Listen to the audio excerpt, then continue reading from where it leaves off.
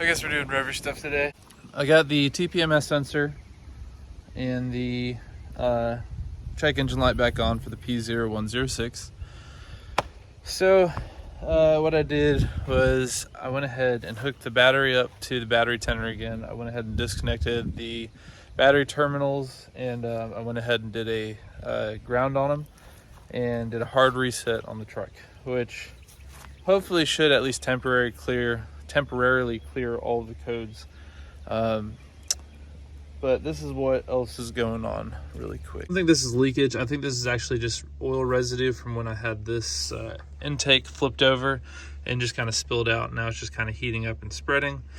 But I do have two brand new PCV valves, which are these two things right here, in the mail, and those should be here the next couple days. I'm gonna go ahead and replace those. I hear that those go bad fairly often, and when they do, they can cause a lot of damage and be pretty bad.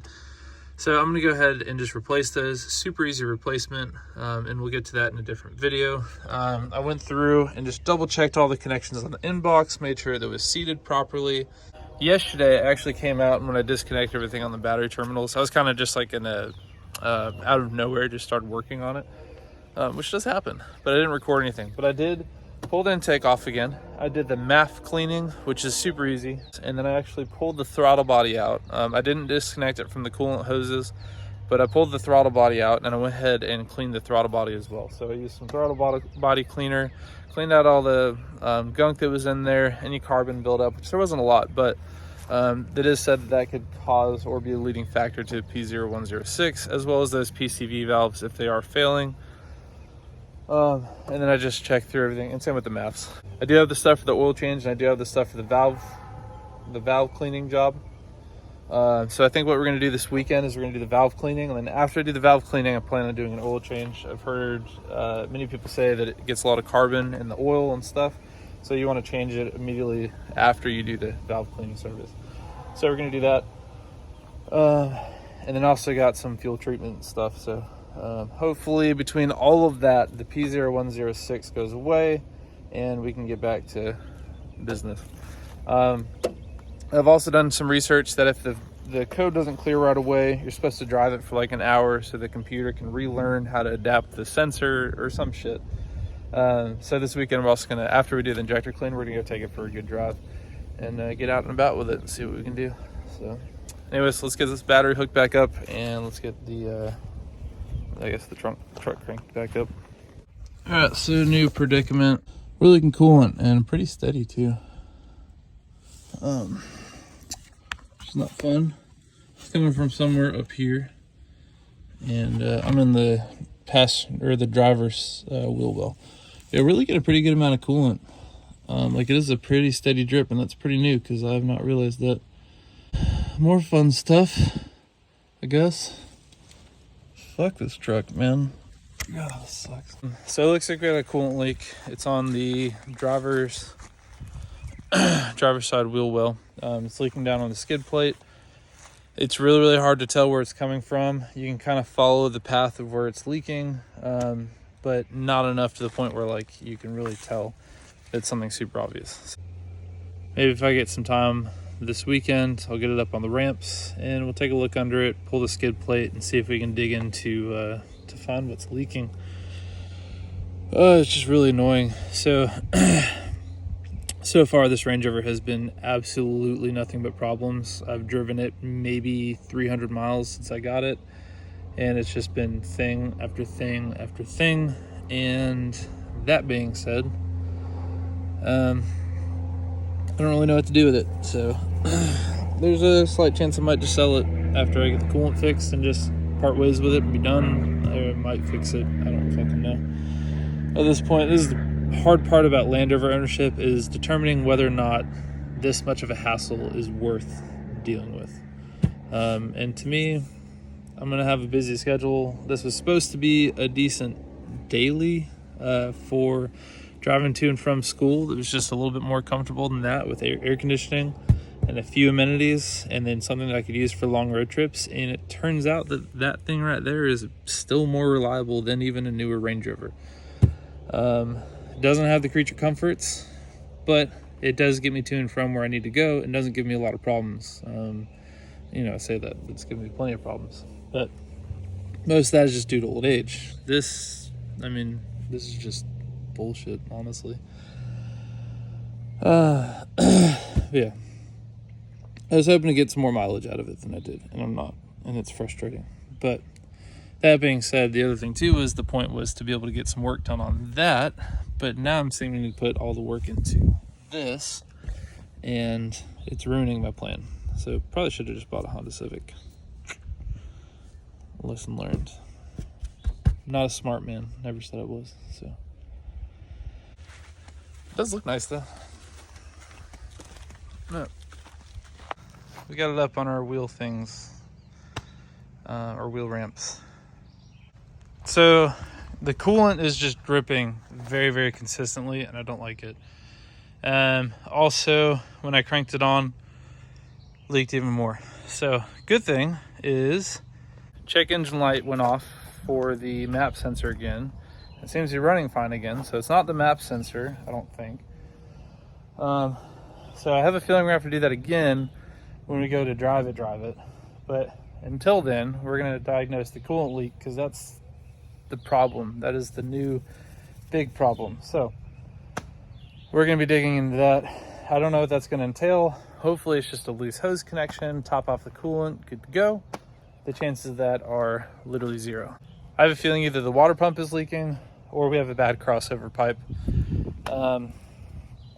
And that's kind of where we're at. So I'm gonna go and pull the skid plates off. I don't have any intent of really digging too far into this. I'm just looking to get the initial stuff moved out of the way so we can try and diagnose this a little bit better. I'm gonna show you guys the leak now that I can actually get under there and show you guys where it's leaking from, or just kind of the general area, and show you how much it's leaking.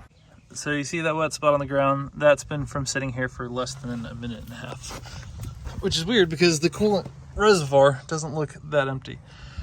This is where we're dripping from. As you can see, it's just a consistent drip, which I do not like. But I guess while the truck is on the stands though, we will do a good look around and make sure that there's nothing else that's weird or that needs attention while we're under here.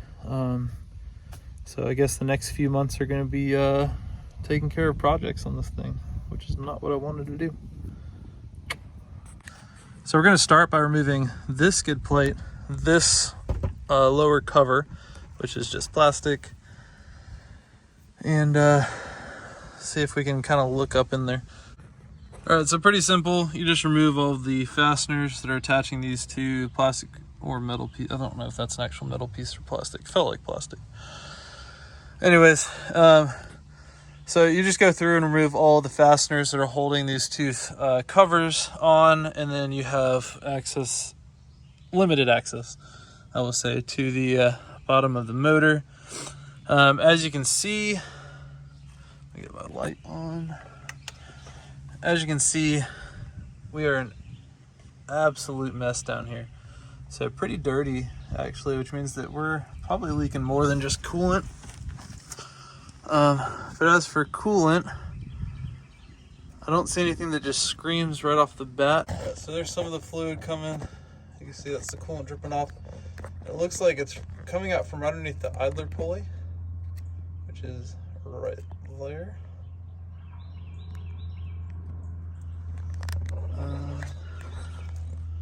Yeah, so that's where it looks like our leak is coming from, is from underneath the idler pulley. So it's on the top end. My guess is it's probably the water pump. Looks like it's coming from that coolant line connected to the bottom of the throttle body, which I might have broken when I cleaned the throttle body yesterday. And that's what it looks like exactly. So looks like we might be replacing a coolant line on the throttle body. Yeah, you can see it literally dripping as we go. So, all right, well, now we know.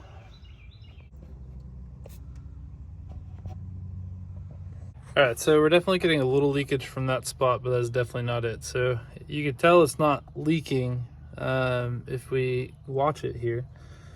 But if we look under the truck, it's still dripping like profusely. So I think we're looking in the right area, and I'm beginning to think that it might be the coolant tree that goes under the intake manifold.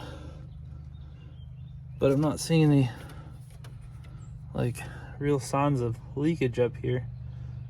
I've got a really good feeling I'm gonna be taking the intake manifold back off. I don't know for certain, but I have a feeling it's either going to be this coolant tree here, down over towards the bottom, is cracked and it's leaking out through the bottom, or it's a water pump. This truck has literally just been nothing but issues so far, and it's absolutely absurd. I hate it. Purchasing might have been a regrettable decision at this point. Yeah, I would say we live and learn, but apparently I haven't learned yet. So if you're planning on buying one of these, do yourself a favor, don't. I know a lot of people will vouch for them and say if you keep up with maintenance and all this stuff. The problem is that when something goes wrong, it is just a fucking headache. And there's always something wrong. I don't care how well you take care of this truck, there's always something wrong with them. There's a constant endeavor of just chasing and chasing. So, yeah. What a pain. So I'm not gonna spend much more time on this today because it's stressing me out. So I'm going to go ahead and probably just call it a day today. Although I should have called it a day like an hour and a half ago. Yeah, I'm gonna call it a day. And we'll look more into this later, probably tomorrow.